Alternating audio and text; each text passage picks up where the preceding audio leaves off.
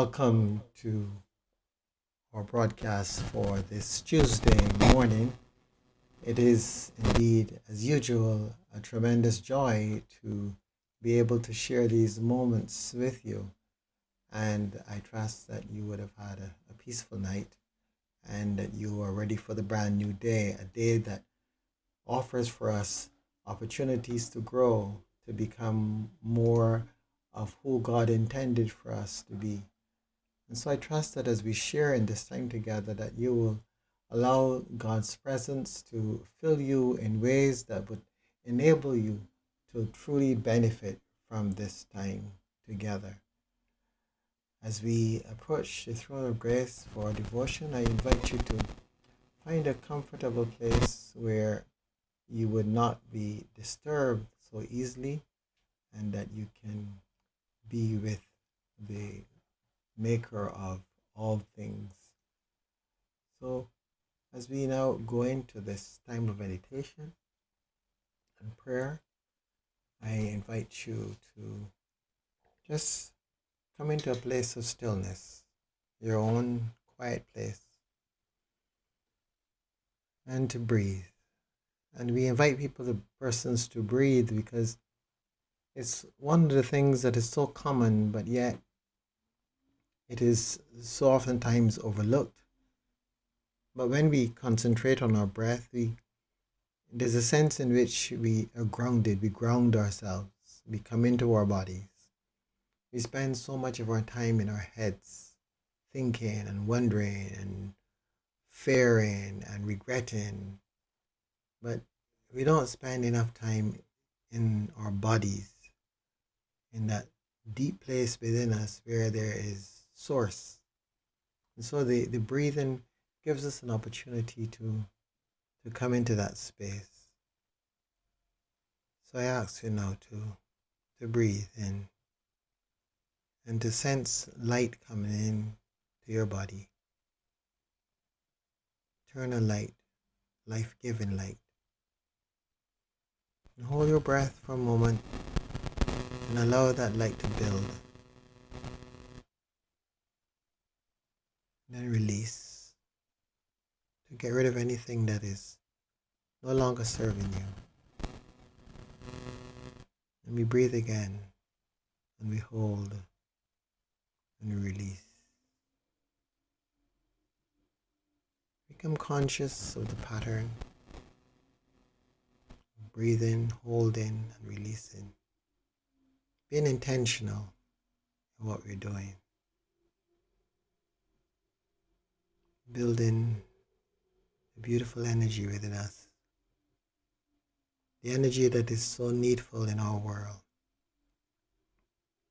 And so oftentimes we go into this world without any renewed energy in us. But in these moments we build capacity, we build that energy within us, that we have something to offer the world. And as our recent custom, we just turn our attention now to our hands, and we turn our left palm up so that it can be the palm of receiving. So we turn our left palm down so it can be the palm of receiving, and we turn our right palm up so it is the palm of giving. We give to the other and we receive. And we make this eternal circle of giving and receiving, being a part of something greater than ourselves. As you are here this morning, you're not alone. You're with others. You're connected. We're all connected. And we're reminded in Scripture that where two or three are gathered together in God's name, God is in the midst. So here we are with God in the midst. We're giving and we're receiving.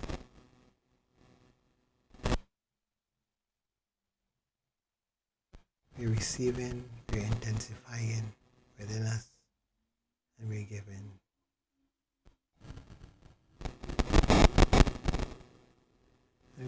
place our world in the center, especially those who are in dire straits, those who are having a serious challenge with this pandemic, whether it is that they actually have the virus or whether they're fearful of the virus, whether they're fearful of the vaccine, whether they're just fearful and anxious just because of all that's going on. We bring all such persons and we hold them in the center of the circle. And we surround them with divine love and light. We build that love and light until it extends into the center of the circle, until the entire content of the circle is filled with divine light. Light generated from our intention this morning. Just feel that energy of which you are part.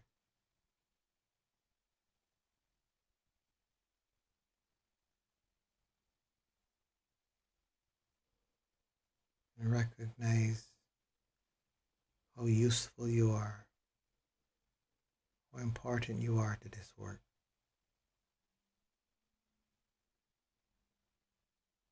Know too that healing is taking place. And as we have in the past, identify in that circle of concern someone you know or some ones that you know. Identify them by name. See their faces in the circle. And send them your intentional love for them and healing power.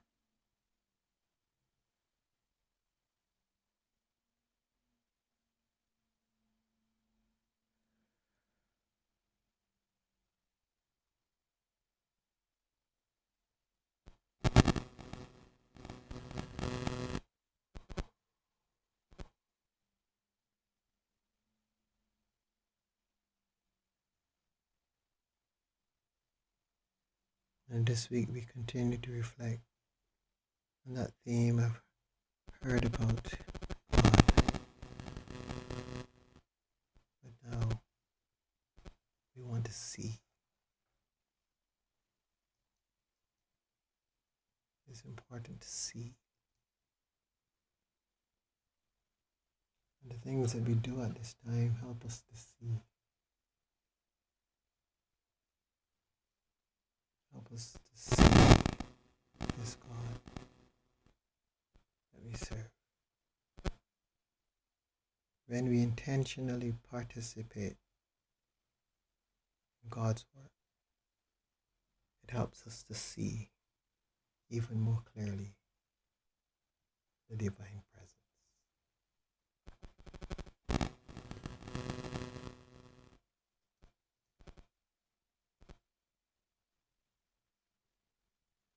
So we offer this prayer. Hearing about God is a reality for us all. Seeing God in every aspect of our life takes greater work. We acknowledge that we have been too content to hear about God and God's providence and wishes for our lives. We know only too well that God desires that we see. So as we spend this time in devotion, may we be reminded of the invitation to see. We pray that we may move beyond the comfort of hearing about and press forward to seeing. God continues to reveal even when we are not looking.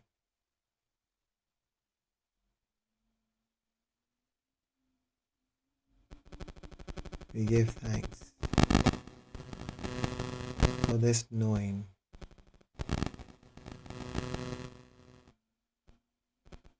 And we pray for the courage to make every effort to see.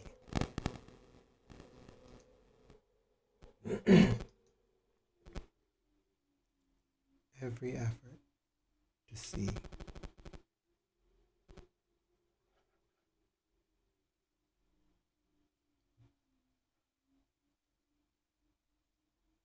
So we continue in this our time of reflection, meditation.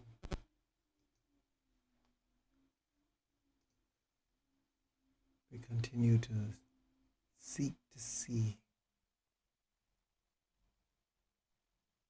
as we turn our attention now to the text for the day.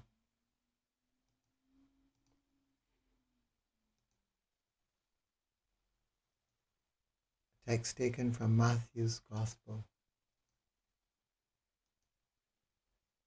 the 13th chapter, reading verse 1 to 9. Matthew 13, verse 1 to 9.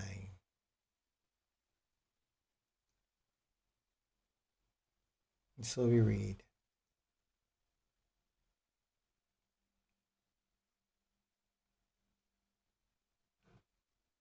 The same day, Jesus went out of the house and sat beside the sea.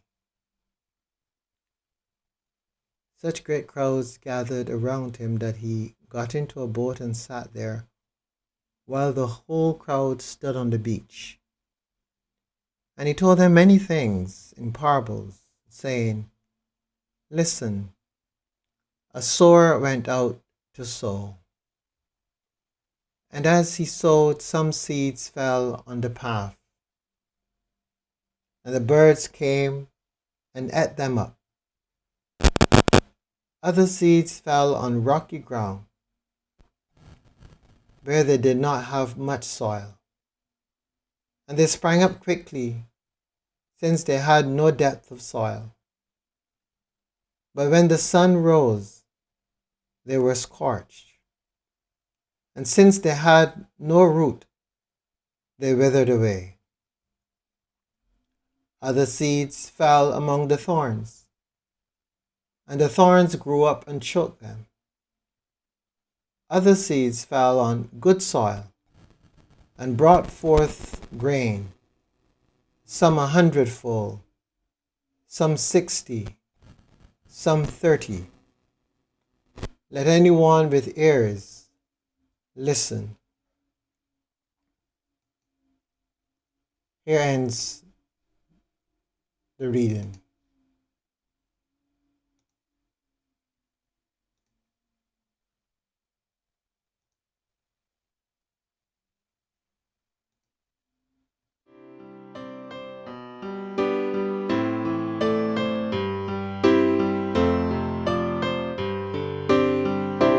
When you looked at me, did you really see all the good that I could be?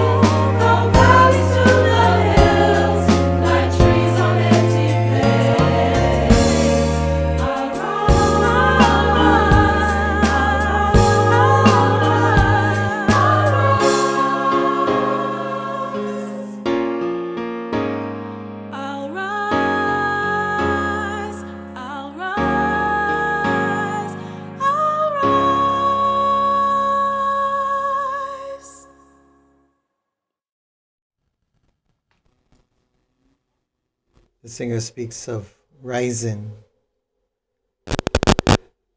and in the reading for today, we talked about the sower, the sowing, and what happens as seeds are planted. And Jesus, at the end of the parable, indicates that even the seed that lands on the good soil, it does only what it is able to do. It doesn't all give the same percentage. The parable of the sower is one of those interesting parables that we have in scriptures,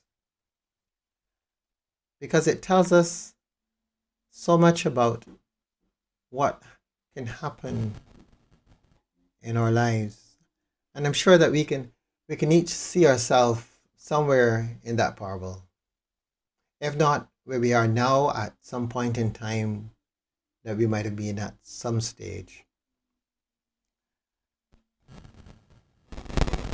But there are those who, as we would suggest, they are willing and ready to go, but life happens and they lose their way. There are those who are in some challenging spaces in life, and they try their best, but they don't have the depth they need. And so, even though they spring up quickly, because there's no depth of soil, they are quickly scorched by life. And then there are those situations where persons find themselves living in the midst of thorns, negative attitudes, where they can't get a chance to breathe, to expand, to experiment. There's so much negativity around them that they're choked. They're choked. This parable tells us that this journey of ours is a multifaceted journey. And the thing is, one needs to know where one is. One needs to really understand what one's condition is.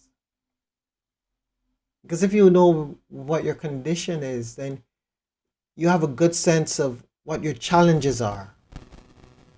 And if you know what your challenges are, then you may be able to mitigate some change.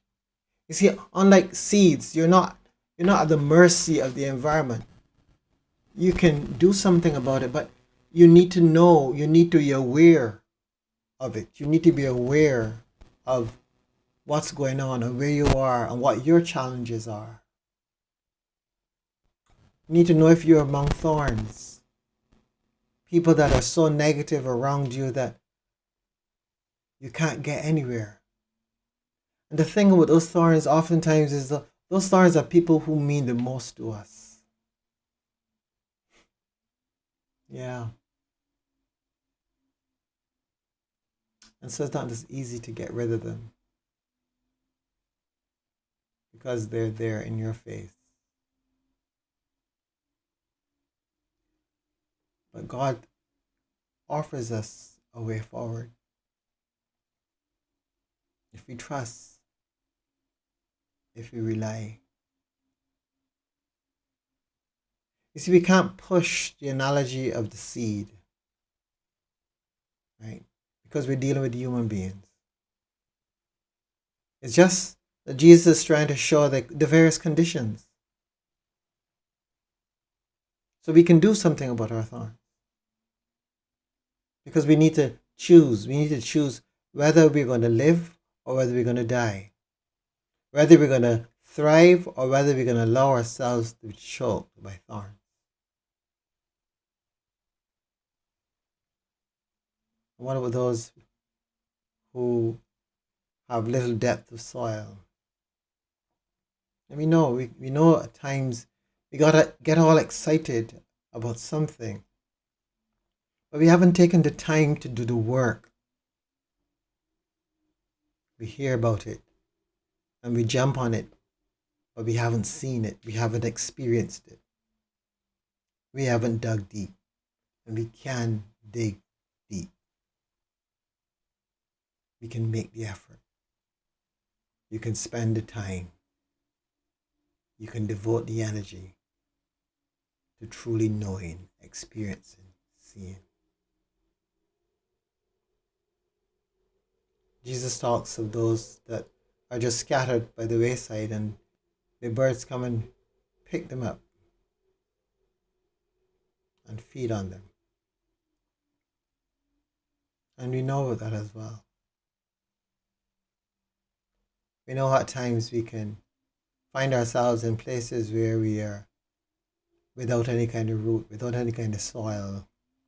We're just there. We're at the mercy of whatever is happening around us. And oftentimes we are eaten. We are consumed by life. But unlike the seed, we can move. We can pick up ourselves and we can go to some place where we can put down some roots. We don't need to stay where we are. You see, one of the great challenges that we face as persons seeking to respond to the call to be spiritual or to be aware of our spirituality is that we have bought into another system of knowing and understanding. A system that tells us that that which we find ourselves in, that's it. That's it. There's nothing else. This is your bed. You made it up. You gotta lie in it. And so oftentimes we buy into that. This is the family you have. You can't do anything about it. You know, it is interesting, especially when you're living in a big country or a large continent. And you see it a lot as you listen to stories and even watch movies. Persons just pick up and go live somewhere else. Someplace, a couple of hours away. No one knows them, and they start afresh. A marriage that is at its end, persons pick themselves up, leave that one, go and discover someone else that they can connect with, that is where they're at and will help them thrive. And move on. I remember I was doing my DMIN studies, and we would share and check in whenever we got in. It was a group of about 8 of us. And there was this one pastor who pastored a community way out in the farmland of Toronto.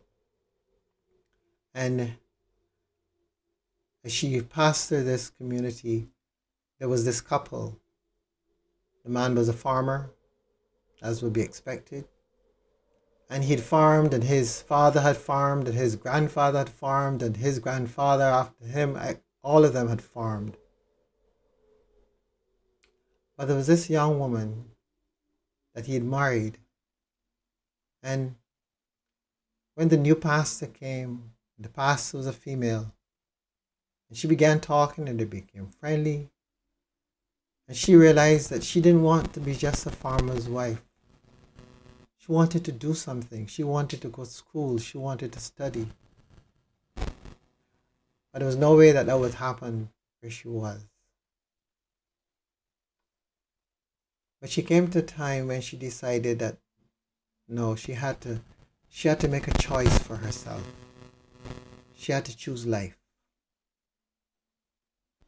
And she chose life. She left the farm. She left her husband and she went to study and to begin a new life for herself.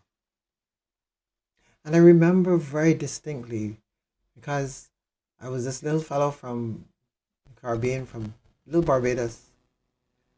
And I thought it was so irresponsible of the pastor. And I remember her share with us that she passed the house and saw the husband sitting on the porch looking rather dejected, and she even felt sorry for him. And I was puzzled. But over time, I came to realize that, in our world, we create prisons for persons. And because one person is willing to be in something, we think everybody should be the same. And there are many people in our world suffering. They're not living, they're suffering. They're being eaten alive. Because, especially in our small countries, where everybody knows everybody else, it has to be the way it is. But there's so much death. So many souls dying and not living, not thriving. Because they don't have the freedom to pick themselves up and be planted where they can be nourished. Jesus says, some seed fell on good soil and it grew. It brought forth grain, some 100-fold, some 60-fold, some 30-fold. Some seed fell on good soil. The point of the parable, friends, is the good soil. Wherever you are in life, you've got to find good soil that you can grow, that you can bring forth fruit. You're not here as food for birds. You're not here to be scorched by the sun. You're not here to be choked by thorns. Because each one of us belongs to God. Each one of us is useful to God. But unlike the seed, we do not have to try to grow where we are planted. We can find a place that is more conducive to our growth. And this goes for your relationship, it goes for your job, it goes for the church or the religion, faith group that you belong to. You find someplace where you can grow, where the soil is right for you. We know, at least I hope you do, that there's certain plants that don't grow any and everywhere. They need a particular soil. So you mean to tell me that if we know this about plants, that they need a particular type of soil, that we don't think that when it comes to we ourselves, that we need a particular environment which may be different from another person's environment. We need a particular environment for us as individuals to thrive. You need to find your soil, your right soil,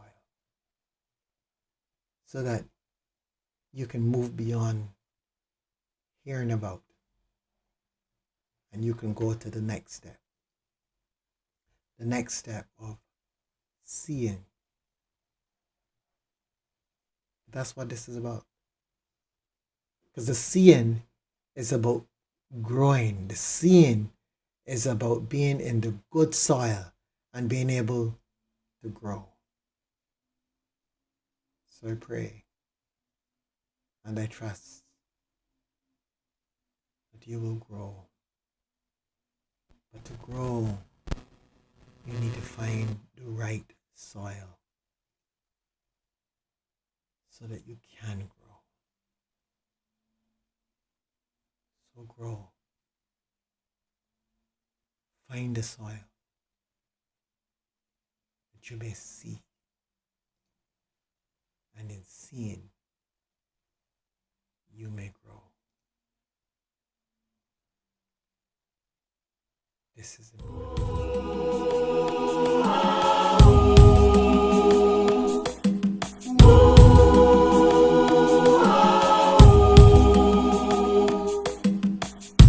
I hear that wars will always be.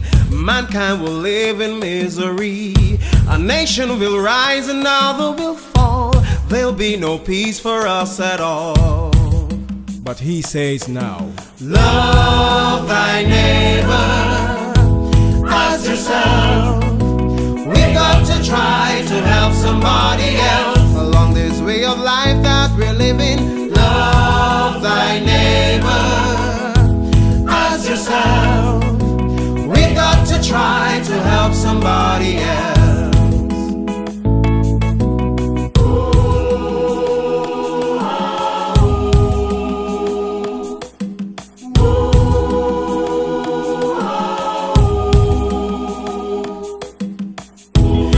Hear that children still can die from hunger and thirst when wells run dry. We got the means to feed the whole world, to satisfy every boy and girl. and he says now, love thy neighbor as yourself. We got to try to help somebody else along this way of life that we're living. Love thy neighbor. We got to try to help somebody else.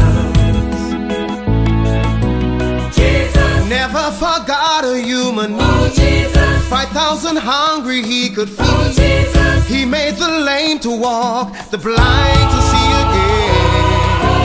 Jesus he gave his life to bring good news. Jesus he gave to us the golden rule. Jesus through him the living God gives us a second chance.